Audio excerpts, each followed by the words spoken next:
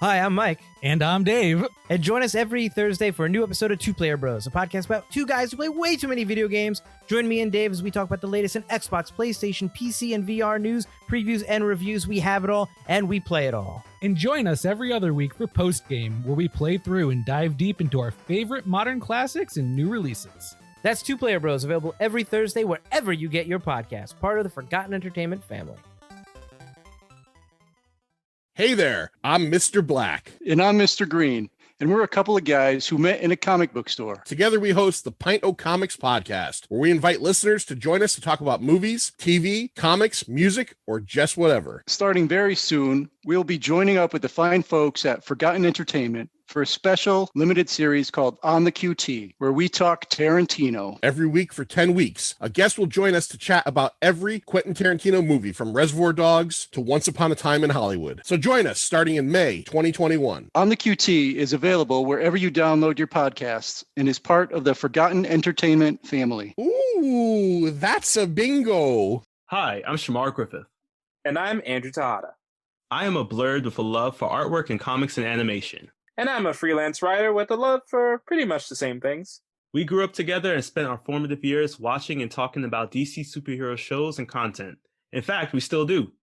Every episode, we will discuss a film and its connection to the DC animated movie universe, compare it to its original source material, and share our thoughts on the adaptation. We've enjoyed our conversations these past couple of decades, and we think you will too.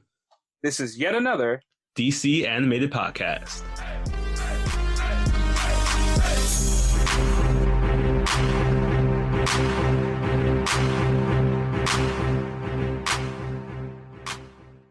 Welcome to yet another DC Animated Podcast. My name is Shamar Griffith, codename Comic Shams. And I am Andrew, codename Arate. Andrew and I have known each other since 1996. That is older than Finding Nemo. That's right. Finding Nemo came out after we were friends. Do you feel old? Because we sure do. That movie was just a life motto in itself. So as we just keep swimming along, and including someone who likes to swim a lot, we're going to talk about today Justice League, The Throne of Atlantis, where we're introduced to Aquaman. The hero of the people. Oh, man. Time to dive into the movie Justice League, Throne of Atlantis. Based on the 2012-2013 comic by Jeff Johns and Ivan Rice, this 2015 film, directed by Ethan Spalding, introduces us to the king of the seven seas, Aquaman. At a runtime of 72 minutes, we're introduced to Atlantis, thanks to Matt Lanter as Aquaman, Suma Lee Montano as Mira. Orm is voiced by Sam Witwer, who honestly I feel is like the only villain in every DC production recently. He's getting that money. Serena Irwin as Queen Atlanta, and Henry Lennox as Black Manta. We also see the comeback of our league voices, but some are new and pretty big ones, including Jerry O'Connell as Superman, Rosario Dawson as Wonder Woman, and the return of Nathan Fillion as Green Lantern. Yes. Just so lovely to hear his voice. Every time he speaks, the movie gets 10% better. He's just so good. He's just so good. So we start off opening into a submarine filled with U.S. soldiers, either in the Atlantic or the Pacific Ocean, which for me is the one issue that I already have because there's a continuity error in this film in the first 5 minutes. Wait, that's not the thing I was going to talk about, my problem, but wait, what's the continuity error? At the beginning of it, they're talking about that they're in the Atlantic Ocean, all the soldiers. But then when Steve Trevor comes in to talk to Cyborg about the missing ship, he says that they were in the Pacific. Oh, my goodness. So I don't know if this is a continuity error or the government just governmenting as always.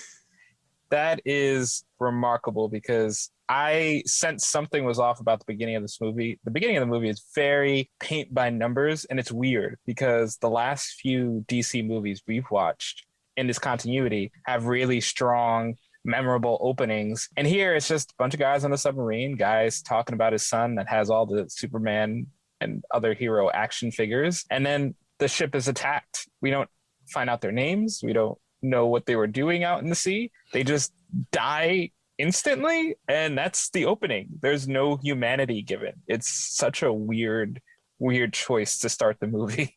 Yeah, I agree. I didn't even remember if it wasn't for the fact that the continuity error. It was like, where were they exactly?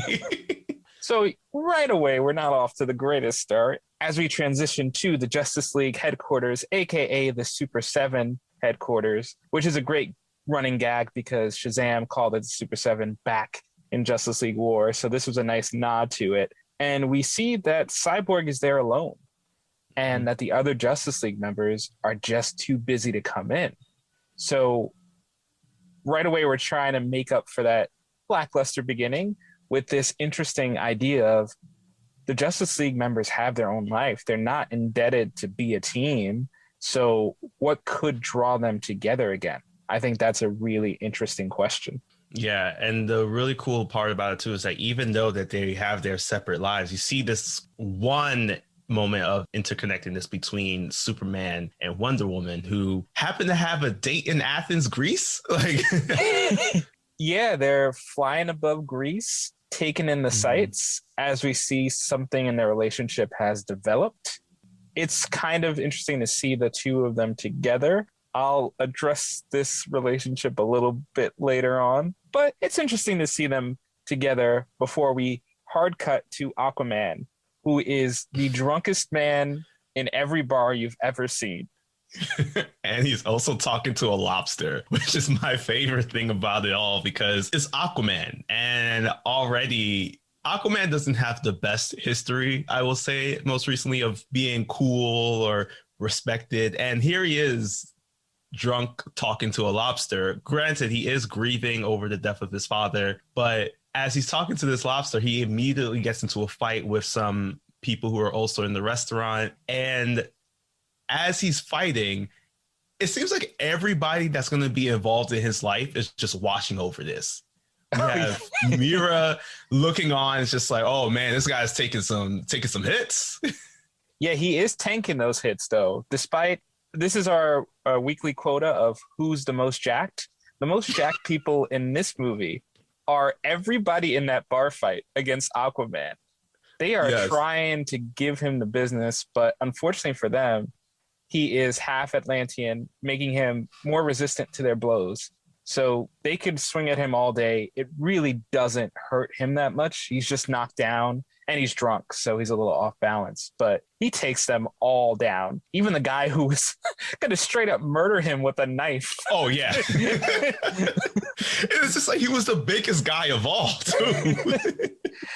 I guess bar fights are really serious wherever Aquaman lives, which I don't know if they ever said where he lives. I believe it's in... Yeah, I remember now it was in Maine. He was in his continuity in comics. He's mostly in Boston, especially in this new 52 era. But now we see that he's in Maine, I guess, to really tie into this lighthouse connection that he has. Because after the fight, as I mentioned, he's still being seen by a bunch of people, including some other big characters like Dr. Stephen Shin. And by the end of it, he starts making his way home, where he's just drunkenly walking through his lighthouse, calling out to his father, and remembers that his father has passed. So we kind of see this moment of Aquaman is now alone. There's just so much sadness and trauma that this man is just bringing forward. Yeah, he definitely feels like any millennial, just lost and outcast in the wind. He has no real career aspirations. He doesn't seem to have a job of any kind. Maybe he's the lighthouse operator. Who knows? We never see him do his job, so we don't know. But yeah, he is isolated and alone, which is a great place to put him in at the beginning. And speaking to isolated and alone, we go over to Cyborg. Cyborg decides to investigate the sub by himself, and he is immediately attacked by fish people. Luckily, he has the skills, the tools, and the sonic cannons to get away from them just in the nick of time. And this is when he's like, okay, I was joking about calling the Justice League earlier, but yeah, now it's about time to call those guys.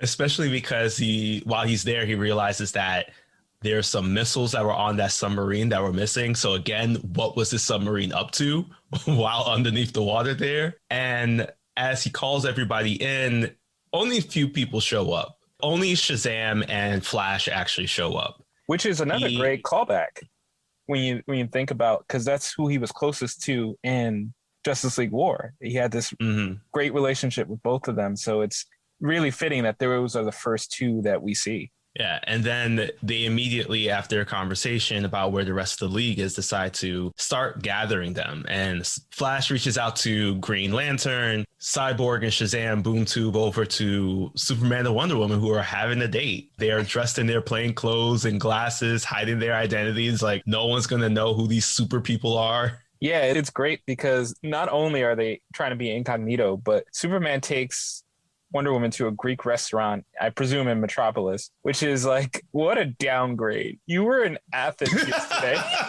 You could easily fly over there and get actual Greek food, but you're like, no, let's go to the Greek guy's restaurant down the street in Metropolis. Oh man, I forgot about that. This man, he is on a reporter salary. I'll give him that, but that is true. Come on, Soups. But this is a cute little quick scene where we see, again, Wonder Woman trying to understand what Clark is going through, trying to blend into being human. And you see their relationship kind of deepening again before they get interrupted. And they look outside and it's like, oh, the boys are here. We better get this to go and leave. And Green Lantern also joins the recruitment after he's been recruited. He goes over to Gotham to find Batman, who does not care, does not want to be a part of this league. He saw the memo and decided that, this meeting could be an email. And Batman is following a gang of scarecrows, trying to find out where the scarecrow is, and Green Lantern intervenes. So we get a chance to see this Batman, Green Lantern chemistry come back up, where this sense of do better is, I guess, really the conversation the two of them have, where Green Lantern is proud of the work he's done, but Batman reminds him of, like, these are all the things that you missed. And it goes back to that Justice League War dynamic in which they had of Batman looking to Green Lantern and being somebody better, but he's still making these same kiddish mistakes that he just does not want to see happen from someone with so much power. Absolutely. He's out here when he's trying to stop Scarecrow goons. Batman wants to interrogate them, but Green Lantern just spins them around and gives them severe head trauma. Like, they are not okay. Oh, no. Stop the car. I think they might all be dead. Yeah, so it's really rough, and you see that Green Lantern still has a long way to go, but somehow this blatant act of homicide gets him to recruit Batman back to Justice League headquarters, where I just got to say, this movie has a lot of scenes that are unintentionally funny. And when the seven are united, they look at a reenactment of Cyborg getting attacked. So for some reason, instead of showing them a video, Cyborg physically goes through the motions of being attacked while a hologram plays, which is grossly unnecessary. But everyone's watching him seriously like, hey, Cyborg, could you stop right there mid-fall? Thank you. Can you see the angle of his fall? That means it's probably a fish person. Like, what? Why did you do this? Just play a video, bro. What's going on, Justice League? Yeah, it's just like the Justice League has all this technology at their disposal, by which I mean Cyborg, and they just abuse that power by letting this, pretty much, he's still a teenager, go through all of this stuff. And while watching the footage, they realized that Cyborg was attacked by Atlanteans, so now they have to do two big things. One, find Atlantis, which for them just seems like a Tuesday. I mean, it's not like we haven't been trying to find Atlantis for years. Don't know if it's real or not, but if there's any Atlanteans there out here listening, please let us know. Call us. And also, they discussed that they need to find somebody by the name of Dr. Steven Shin, who seems to know a lot more about Atlantis than any Star Labs scientists, renowned scientists out there. And they get his name from Shazam, who watched a reality show. That's how they're making connections. As you can already guess, the movie is not written as tightly as something like Flashpoint Paradox in many ways. While the Justice League is figuring things out, we cut to scenes of Atlantis, and we see the Queen talking to Orm, Orm is pissed. He is the Prince of Atlantis, and he is pissed because during Justice League War, his father died, presumably because of a volcano that Darkseid unleashed. And now he wants to go against the surface for his father's death, for pollution, everything. He really wants to start a war, but his mother is preaching restraint. Also, at this point, Atlanta brings forward the information that Orm has a brother, Arthur, who is a surface dweller, and that he is truly the rightful heir to the throne, given the fact that he is the firstborn child. Orm, and also joined there by his side is Black Manta. They decide that it's time for them to take matters in their own hands. And Black Manta uses this sea craft disguised as a U.S. Navy submarine to attack another part of Atlantis to further the claims that the surface dwellers are attacking Atlantis and therefore they must go to war with them and shut everything down. And included on that craft were also the stolen missiles that was on the submarine that Cyborg realized were missing, meaning that Orm and Black Manta are behind all of this plotting. They cut back to Dr. Stevenson's home, which has been destroyed. All of his research has been ripped up and thrown into the water that he has. He has a random aquarium in the middle of his house. You don't have to take it that far, dude. He's a theoretical aqua person. Like, you don't need a whole water tank to prove that. We'll read your scientific papers. It's okay. And at this point, it's a letter that reveals that Arthur Curry, Aquaman, is half Atlantean. Now, this is just this crazy moment where everybody knows about who Arthur is, but Arthur doesn't even know who he is. Yeah, so while Batman and Superman are putting this all together, Aquaman gets attacked by a bunch of Atlanteans. They show him no mercy, dogpile on him, but he barely escapes with a little help from Mira, and who is an absolute savage in this movie, by the way. Mira will use water bending, his most deadliest techniques, killing jutsu only, because she does not leave a single man alive. Which is really awesome to see because, you know, we get first introduced to her in Justice League Flashpoint Paradox. And during that entire time, she's just this person from the past who unfortunately has her head taken off by Wonder Woman. So we never really got a chance to see her fighting prowess. And to see it now in this film was just awesome. So I can see now why. I take it back. I think the last time I mentioned that I was shocked that Mira decided to go toe to toe with Wonder Woman, I take it back. I think she can hold her own. Yeah, this version can definitely throw hands. Mm-hmm. So as Mira takes Arthur away, she brings him to Atlantis. And while underwater, that's when he realizes that he can breathe, because now we can visibly see the gills on his neck. She informs him of his past, who he is, his birthright, and brings him to somehow this unguarded location where the king's armor is. And it's also his, like, one of the most powerful weapons as well. Like I think it was the king's trident. Yeah. Just hanging out in, like, essentially, what's less security than, like, the Natural Museum of History? Like, a gift shop. It's like hanging out in an underwater gift shop. You can just go in. Everything is free because he just takes it all, puts it on, and realizes that, you know, this suit isn't him because he just doesn't know anything about his history. But then as he takes everything off, that's when we finally get to see the Aquaman super suit. Yeah, it looks pretty nice on him. I gotta admit, some past designs of Aquaman's suit haven't looked that great, but this one does fit him well. It does. The orange and green works.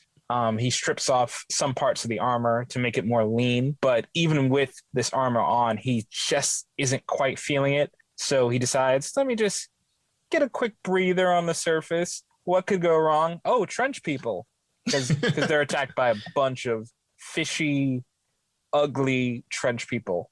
And as they're being attacked, we cut back also to a scene in Atlantis where Orm is now fully demanding war following the attack on Atlantis. Atlanta disagrees with it still, and that's when she tells him that, you know, she knows that he's been a part of this plot this entire time. She knows that he was the one that orchestrated this attack on Atlantis. And as Black Manta comes up as backup, Queen Atlanta just throws him down. And it's just like, you could see now that, like, this is the reason why she's queen. This is the reason why she made it to this top part of this warrior race of fish people. Unfortunately, Orm stabs her right in the back, killing her instantly in this really, I had to question this because as she's floating away, you can see the blood coming out of her. Right. And does that mean that all of them are just now breathing in that blood there? Because it fills the water. Yeah, I don't think they showed it, but I think Aquaman has one of those fish tank filtration units on the top that cycles in the dirty water. Because otherwise, they're going to be breathing blood in there for at least a week. It is really savage. Orm is completely willing to kill his mom to start this war and bloodshed because, as his mom puts it, he just wasn't raised right. It's really not the best painted character. We understand that he wants to do this, but I wish we would have got a little bit more into the why. Like, if he was close to his father, I get it. But even then, he's logically explained, like, it wasn't the people on the surface that did this. It was a dude from space. Like, take it up with him. But no, he decides killing my mom to start a war is worth it. And this is just after he has also failed to kill his brother again with some trench people. Yeah, and during that fight, we get a chance to see Aquaman in full attack mode. We kind of saw it during the bar fights in the beginning, but this time we see a more realized Aquaman as he's fighting on land. You see we see his durability to take in every single hit. He's working alongside Mira, who's using her water bending skills like crazy. And at that moment, this is when the League all comes in full force. Flash is running on water, saying that we have located Arthur Curry. It is time to jump in because it looks like he's getting messed up. And this is when we see the League again work together in such an amazing way. It shows that even though with this time apart, they still know how to fight with one another. And as they start talking to Arthur and Mira, they realize what everything is happening. And Arthur and Mira decide to head down to Atlantis so that Arthur can finally become the new king of Atlantis. And Superman, Wonder Woman, Green Lantern, and Cyborg join along to ensure that this is a smooth transition. While they're down there, they find out that Queen Atlanna is dead from a random resident of Atlantis. So when they go to see Orm finally meets his brother for the first time. He shares that he is the true king, now using the title of Ocean Master, and reveals to them that he was the one that killed Queen Atlanna. They try to fight him off, but unfortunately, through Atlantis magic, they are all defeated. And this is the first time that I think... No, sorry. I was just like instantly defeated. Yeah, instantly. And this is like the first time I think in this New 52 universe that we actually get to see how Superman deals with magic. And as we know, Superman is not good with magic. I think he's afraid of card tricks. Like, this is how bad he is with magic. So Orm is able to use this, and we get a chance to actually see that Superman is injured. He's been pierced or stabbed by one of the marks on the trident. And as they all fall into this state of unconsciousness, Orm has them wrapped around this egg-like chrysalis thing. Yeah, some egg bubbles. Yeah. And then he is like, I'll feed you to a trench monster. Which, I mean, I have a question about that. Why do that at all? Like, Orm, as we see later, can clearly kill every single person there with just regular trident powers, but he decides, it'd be cool if I put them all in egg bubbles and fed them to my sea creature instead of just killing them when I clearly have a huge advantage. Okay, Orm, you do you. And he should have just done that, because as they are down there in the darkest part of the waters, Aquaman realizes that he too has the power of the trident because he has royal blood within him. And he breaks out of the shell. He goes over to help Superman, who also helps to break open all the other shells that everybody is in as they are trying to make their way back up to the surface, because Orm has now led the Atlantis army to the surface. And they have already started with a massive tidal wave that covers Metropolis, or at least is reaching Metropolis. And then Orm just happens to be Moses now because he splits the water just enough so you can see every single part of his army. This is another scene of unintentional hilarity because right as the wave is about to come in, before it even parts, before the U.S. military even knows there are sea people there, they start shooting at it with like machine guns. Yes, guys, what the hell are you gonna do? You're shooting water. What are you doing? I paused it at that moment because I needed to know what were they hitting. Like, this is worse aim than any stormtrooper in Star Wars. At least they can see that they're shooting at something. These guys were just like, the water, kill it. It's like, no, guys, that's not how tsunamis work. And before the Justice League can arrive on surface and help, Aquaman throws out the worst ? I'll let you guys decide if this is the worst or best pickup line ever, because he turns to Mira and is like, hey, you want to go kill my half brother and stop him from taking over the world? And she's like, oh yeah, like she's into it. And I mean, it tracks because, you know, she leaves no one alive, but it's such a weird thing to say to your potential love interest. It's just like, how I met your mother. Well, she was down to kill my brother, so let's do it. That's all I need. So as we go back up to the surface, we see this massive fight that's honestly a little bit reminiscent of the fight that we saw in the Justice League Flashpoint Paradox movie of Atlantis fighting in Metropolis with all the heroes trying to stop them from truly taking over. And we see some people getting saved, including Wonder Woman saving Lois Lane and Jimmy Olsen. My favorite one of all is Superman saves John Henry Irons right before he saves someone else himself. And for anybody who doesn't know who John Henry Irons is, he is Steel in the DC universe, but you might remember him from a movie way back when where he was played by Shaquille O'Neal and was dressed in full armor. Yes. If we talk about movies that deserved an Oscar but didn't get it, Steel wouldn't make that list because it's terrible. But it's so bad. Steel is up there with like Catwoman and you know, Ben Affleck, Daredevil, Elektra. It's all bad, but they have this great moment that it's gonna pay off way later. But when it does, it's so sweet. But I just loved, even if it had no comic history or anything, the fact that this man was just willing to pick up a hammer and just bash Atlanteans after he saw an alien attack months ago. Come on, man, that's a hero. Yeah, yes, that is definitely a hero. That is it. You know what, man? Steel, we need another Steel movie added into the DCEU. You know, once Flash, I guess, reboots the entire universe soon. Let's get Jaden Smith as Steel. That is our fan petition. We have skipped it a little bit, but here's a petition worth it. Hashtag Jaden Steel. Please go to Patreon and support our petition. I'm putting it on Patreon for some reason. Let's go. Let's get Jaden Smith as Steel.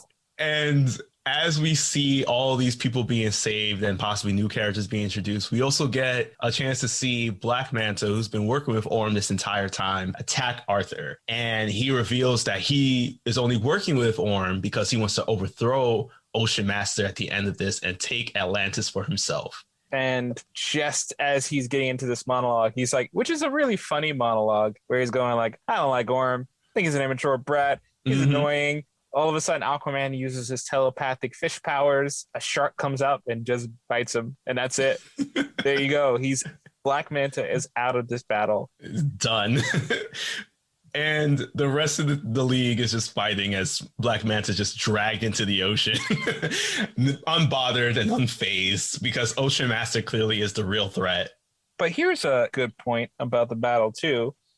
Where the hell is Batman for the majority of this battle? I kid you not. I kid you not if you have not seen this movie. Once the battle on the surface starts, from that time to maybe the last 2 minutes of the fight, Batman is doing absolutely nothing. He is not shooting from the sky. He's not quarterbacking. Did he take a lunch? He was on break. He's part of the Justice League reserves. He doesn't care about this league now, as you can see from the beginning of the film. And if they were trying to do like, okay, maybe what they were trying to go for is that Batman had to physically fly from Atlantis where Shazam and Flash could have gotten there faster. Show that, please? Because now I'm just picturing Batman as like, all right, Green Lantern's doing pretty good. 50-50, I don't know, something's off today.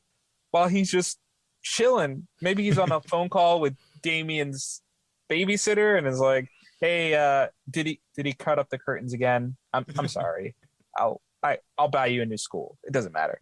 But then Batman does finally join the fight after everybody's knocked unconscious. Cyborg gets pretty much impaled, electrocuted, and disabled. If you thought he was messed up during Justice League Flashpoint Paradox, this entire scene was just reminiscent of that. That opened up some old wounds for me, but yeah. Batman was able to get in time before his heart was exposed again. Batman, to save Cyborg, pulls out a taser and just electrocutes this poor man. And it works, but come on, Batman could not have known that was going to work. Oh yeah, no, like this dude is like a PS5, an Xbox, like all put together, and you brought a taser. Yeah, anyone at home with a laptop or TV, you just let me know if you would put a taser to it. And if the answer is no, then you have more respect for technology than Batman had for Cyborg. As Cyborg comes back, we get a call back to the beginning of the film where Batman asks Cyborg, like, as you were down there, did you hear Orm confess to the murder of his mother? Cyborg responds yes, and at that point realizes that he can use the same 3D imagery that he did to show the Atlantean attack that he was victim to show that Ocean Master was the one that killed his mother by playing the confessional audio to every single Atlantean soldier that's around there. This demoralizes Orm, and Aquaman beats him up a little bit. We're blazing over the Aquaman Orm fight because, let's just be honest, it's nothing special. There's nothing remarkable or cool happens in that fight. Yeah, it's literally one punch.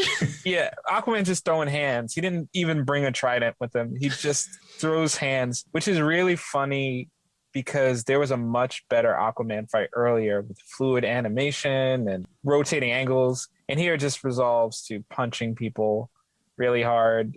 And so Orm starts crying and all the warriors of Atlantis go like, hey, wait a minute. He killed our queen? Huh. Maybe this war is completely unfounded. You guys want to go home? Yeah. Let's just go.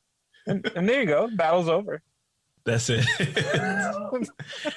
And then we just immediately cut now to Atlantis, where it's reminiscent of that end scene of Justice League War, of the League watching as Arthur is crowned as King of Atlantis. Batman has now decided that, the League is all right. I think we should solidify this team a bit more, even creating a headquarters, which Cyborg now calls a watchtower. And Aquaman even decides that he wants to join the League and reluctantly takes the name of Aquaman because that's what people are calling him in the papers. It all closes with Mira coming over to Aquaman, tells him that there are trenchers who are invading Atlantis. They must go and fight them. And Aquaman pulls out the trident with some flourish as he calls forward every single sea creature to come and join this fight, which I will say was a bit of overkill, but I did like it. It is. It's so much overkill. He didn't even try doing it by himself. He just calls every single sea creature, not an Atlantean, mind you. He's just like a bunch of random fish. And tons of fish must have died in that battle. He doesn't care. Before the movie ends, I have to ask if there's another continuity / physics error, because the three people who didn't go underwater the first section of the movie were Shazam, Batman, and Flash. Now, Shazam with the air breather, I think he can be fine down there. But wouldn't the water pressure instantly kill Batman and Flash? Because they're pretty significantly deep underwater and they have no protection. Oh, 100%. I actually have a whole thing about this when I talk about the comic book knowledge, because they addressed it very well in the comic book. Jesus, Wow. This is, oh man. But before we talk about that, out of 10 trench people, how many trench people would you give this film? It's a very soft 5 with the potential for a 4 for me. I will not say that I hated this movie. I didn't hate this movie completely. There's a lot of fun little moments and character interactions, but it is just so thin. If you turned it sideways, it would be a straight line. It just is so thin. And one of the biggest problems with the movie, I'll segue this into my Arte alteration at the same time, because it can sum up all the problems with the movie. Develop your characters. Yes. None of the relationships that they introduce in the first half go anywhere. You have this whole Superman Diana relationship. They forget about it for the majority of the movie. You have these interesting character dynamics between Batman and Green Lantern. They show up for a minute in the final battle, and then they're gone. I mean, they forget about Batman at one point. So I do understand the spotlight is on Aquaman for this movie, and that is fine.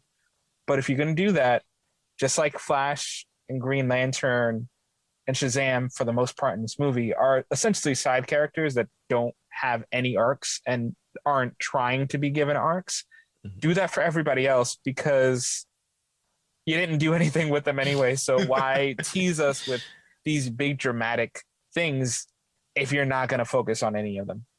Yeah, I agree. I also agree with that rating, 4 to 5, because this felt like the Justice League was just added to this movie. And that's really because based off the comic, it really was more of Justice League, Aquaman. They really tied the story together. But by switching it to an Aquaman origin story, this team doesn't really have a purpose, in my opinion. I could have watched this. This was basically the Aquaman 2018 film done with the Justice League in tow. And honestly, when you see the Aquaman 2018 film and put these side by side, wow, the 2018 film is so much better. It fleshes out Orm. Like, Orm in that movie is still not the deepest fish in the pool, but we cut to him enough to understand his motivations, and you buy it because it's a really great performance. Mm-hmm. The Orm in this movie hams up every single line he's given. I think there was one line where I burst out laughing, another unintentional comedy where he's like, "Superman, take this lightning." Bro, are you an anime character? What are we doing? This is not consistent with the tone of the movie. You just killed your mom. What are you doing? It truly just is all over the place. It felt like they had a plan in the first part of the film, and or the second part of the film, and they tried, it almost as if they worked backwards. Like, we knew that we had to get to this war, but they also know that they didn't introduce Aquaman at any point. So how do we introduce Aquaman while also having this war that was just so reminiscent, which I enjoyed, of Justice League Flashpoint Paradox? And since we take all of that, it just really became my first feeling is just like, this is what happens when you have a Joss Whedon cut. Yes. Oh God. Yes. This is something went sideways here, because this development is just, the story development here was just not A1. Mm. And for a relatively solid streak of DC animated movies up to this point, this definitely sticks out immediately as they did not put as much effort into this plot as the previous three. Even the weakest of the previous three doesn't hold a candle to how weak this story is. All right. Now that was the movies, time to dive into that comic book knowledge. First off, really quickly, Aquaman, our hero here, was created by Mort Weisinger and Paul Norris, and first appeared in, no joke about this title, More Fun Comics number 73 back in November of 1941. More fun. Oh, wow. That's a perfect descriptor for Aquaman, all right. And it's crazy to see that because, like, eventually he grows to be one of the founding members of the league, showing that he's always been powerful. But it wasn't until personally, I think it was the Robot Chicken Family Guy era that he kind of lost his cool factor. Yeah, he's been a joke.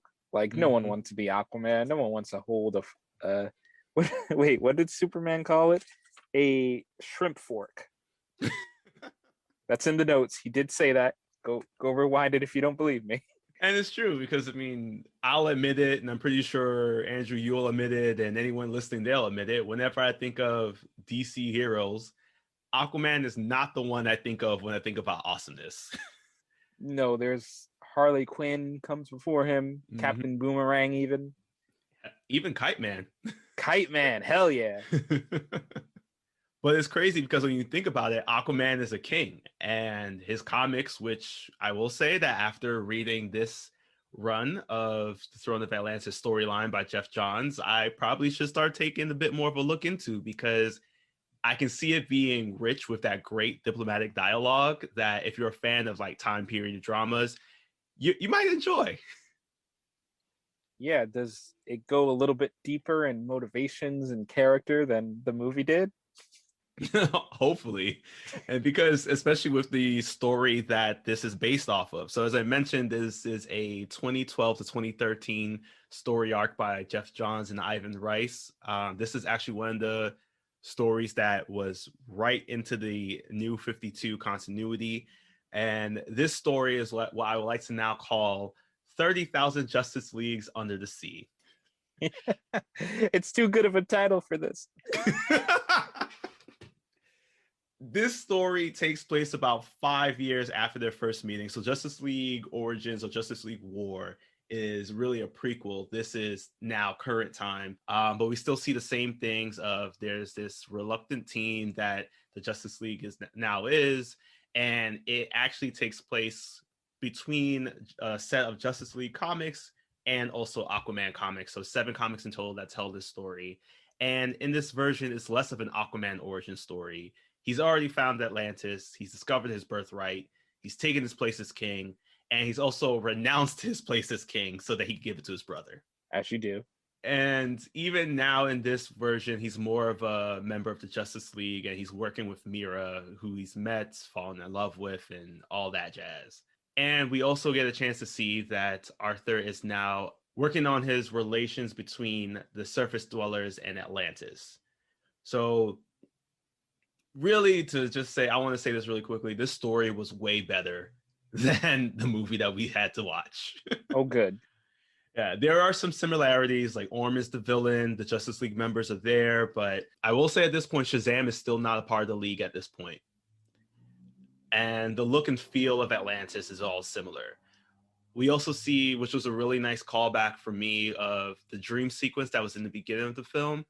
Cyborg actually has that same one where he sees himself as a full human again. He's enjoying life. And then his whole cyborg armor is calling back to him, telling him it's time to wake up. In the movie and in the comic as well, Cyborg does choose to remove his lung. In the beginning, it happened in the movie where it just seemed like it was as if Cyborg was getting a tattoo or something. It was just so nonchalant. Yeah, he was like, oh, mechanical lung, sounds fun. But this time in the comic, which I really liked better, was Cyborg decides to get rid of his lung after he learns that Batman, Superman, and Wonder Woman, when going to Atlantis, they were captured by Orm. So he decides to get rid of his lung so that he could travel down to Atlantis and bring them back. Wow. So there was an actual motivation, like it was a heroic thing to get rid of his lung, not just, I got nothing to do at 2:00 today. Might as well get a mechanical lung. Also, the other big similarity is that this comic and this movie, we see a lot of the beginning stages of that Superman Wonder Woman romantic relationship. The first film, we saw it, and it's part of the first comic story arc. In the movie, as I mentioned, they get to meet in Athens to go on this date. While they're there, there's this scene that's from Justice League number 12. Wonder Woman grabs Superman, and they actually fly in the air. And that scene in the movie was supposed to be reminiscent of that. I kind of wish they didn't pan out because in the comic it's just beautifully drawn. And we also see them talking about the use of glasses so that it can blend into society and not be just this, these super beings who are larger than men. And I will say it added a bit more depth to their characters because, we had some great dialogue in the film from that, but to have a moment where we see that Superman is trying to bring Wonder Woman into his world, where it's in the first set of comics, Superman is definitely this larger than life being, definitely this guy who, as he steps, the world shakes. But now it's just like he's trying to take that back. And Wonder Woman most likely has leaned into more of a, she recognizes how powerful she is. So it's the two of them bonding over that. And that's something that I love to see during this early stages of the comic, and especially in this one, because they do go on that date. And instead of it being interrupted by Shazam and Cyborg coming in, they actually get hit by a tidal wave. And that's when they go into super mode. Oh my God, I want to read this. This sounds much better than what I was watching. Next, I'm going to just talk about the major differences in the film. So, which I mentioned, there are a lot of, because this story is talking about more actualized Aquaman. So, the first thing is the Atlantean war plans and Orm's motivations. The plans are definitely way more gruesome in the comic than where they're described in the film. In the film, it's just Orm talking about, like, we can open up these plans. They were like as if they were written decades and centuries ago. It's only one city that they attack in the movie. It's only Metropolis, because apparently things only happen in Metropolis. Where's Metropolis on the DC map again? That's a very good question. I've always been confused because Smallville's supposed to be in Kansas, and every single Superman iteration, it always seems like Metropolis is just like a couple hours drive away. But I feel like Metropolis should be more near the Eastern Seaboard. Yeah, because I'm like, I thought it was in Chicago for some reason, but then I'm like, why would you do a tidal wave to Chicago? Mm-hmm. You got so many other options. But the plans are much more gruesome because not only did they attack Metropolis, but they also attacked Gotham and Boston all at the same time with massive tidal waves. Hundreds, if not thousands, died at that point. And the next step of the plans was to assess which city was destroyed the most and occupy that as the full frontal assault that Orm decides to take his Atlantean army in. And it's just, for me, hearing that, it's like, that makes sense. You capitalize on the current destruction. And, we're thinking that, Orm has a pretty good idea. But the crazy part about this was that Aquaman was the one that actually drafted these plans. Oh, betrayal. Yeah. Yeah, when Arthur first learned about his heritage, he went down to Atlantis, tried to be the king that people wanted him to become. But there were a lot of the Atlantean citizens just felt that they should not have to follow a half-breed. So he decided to lean more into this hatred of the surface that he was developing while down there. And he created these plans. But then once he realized that he could never truly win over his Atlantean citizens, he decided to give Orm back the title as king. And Orm's hate for the surface wasn't just about his father's death, because I believe his father did die around the time of the Dark Side invasion, but he also just normally already hated the surface for everything that they'd done for poisoning their waters and all that. In this comic, I mean, I'm not entirely too sure if it was true or not, but Orm seemed a bit more sympathetic about Arthur being stuck up on the surface. So he thought that by bringing him back down to Atlantis, that might help. And that's why he was so grateful when Arthur came to Atlantis and took over as king, and was even angry when Arthur decided to renounce the title to go back up to the surface, because he was under the impression that Arthur went up there to rule the surface dwellers. Damn. Miscommunication, classic. Also, Black Manta. He is Aquaman's greatest adversary. Like, Orm is probably like, doesn't really matter to Aquaman as much. Black Manta is Aquaman's greatest adversary, and unfortunately, he is actually not in this story arc at all in the comic. We do see a little nod in the movie of Black Manta mentioning that he was going to take over from Orm, but actually it is Vulko, Aquaman's mentor, who first introduces Arthur to the idea of Atlantis, who's really behind this entire war that's happening, because he wants Arthur to come back and become the king of Atlantis once again. That seems fair. When you got a guy calling himself Ocean Master, you want to go with someone who's going with a relatively normal name of Arthur. Right, exactly. And, this was a really big betrayal that I would have loved to have seen play out in the film, because Volko was just this elderly looking guy who pretty much is like has the strength of Aquaman and everything. But to have it be like this was somebody that helped take care of Arthur as he was growing up, to not see this betrayal played out on film and to kind of push it over to Black Manta to have this one line about it before he gets eaten by a shark, it really took away this awesome moment for me that I wish they had done. And last but not least, the question that we've all been wondering: what are the laws of physics in Atlantis? Please explain, because I'm very confused. The egg thing already broke my mind, but what's going on down in Atlantis? What's doing it? Yeah, everyone should have died. Every single the entire Justice League should not have survived that. And they talk about that too.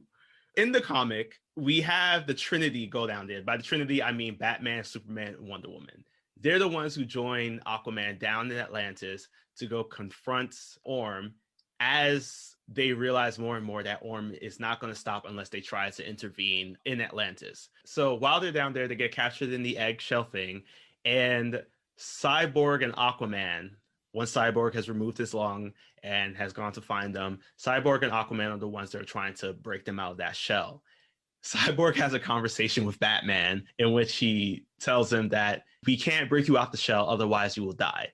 And Batman's like, don't worry, my suit's been pressurized. And Aquaman's just like, I'm sorry, you thought your suit was pressurized at this level depth of water? You're going to die if you try to break out of this shell. You will be crushed instantaneously. Who do you think you are? He's Batman. But yeah, I would have. Oh my God, this made no sense to me, because it just looked like Batman was wearing his regular suit, and he was not instantly crushed to death, and I felt that was really inaccurate. So this eggshell thing is the only thing that's protecting them from really being crushed there. And even Cyborg, I will say, possibly would have been affected too, because of the fact that he still has some human parts about him. Or even just his armor should have been dented a bit. But his suit was probably way more durable than Batman's degular body. Yeah, it just, that was the last thing that put me over the finish line for this movie. Just seeing that just casually in Atlantis, I'm like, guys, you didn't care about this movie. Yeah, it's just like when you decide to break all the laws of physics. And honestly, that took me out of the movie too, because to just see Batman and all the rest of the, like basically the normal-ish people just wearing a mask to deal with the water pressure of Atlantis just did not make any sense. So I appreciate that the comic decided to take some time and explain why certain people were at this point and how were they able to survive that.